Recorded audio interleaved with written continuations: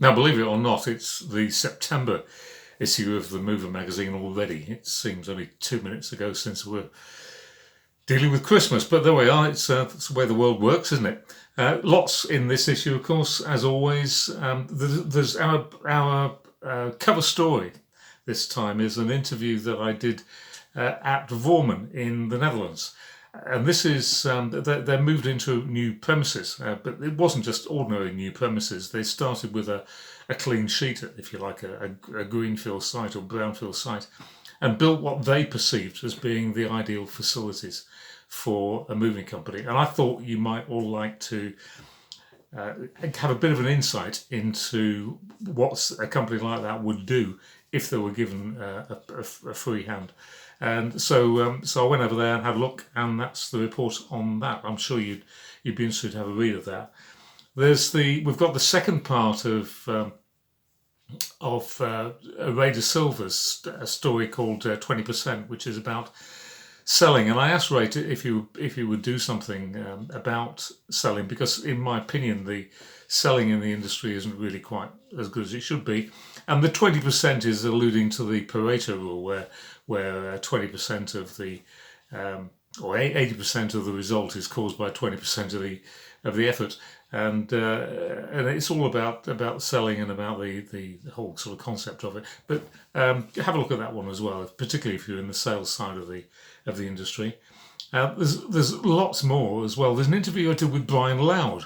I don't know how many of you know Brian, who's been around for quite a long time, but he was talking about company culture and the way in which company culture is created and the effect that it has on the way in which a company behaves. I thought that was absolutely fascinating, so I hope you will too.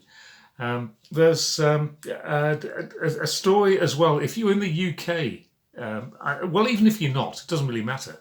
The UK has a new apprenticeship scheme for removal contractors that I believe, certainly the people that have developed the apprenticeship believe, is the first one in the world like that. And it's a government-sponsored apprenticeship, so that people can actually come into the industry and learn how to be moving contractors, at the front end, and actually have a qualification that they can prove to the rest of the world that they've done it, and of course take it anywhere they like.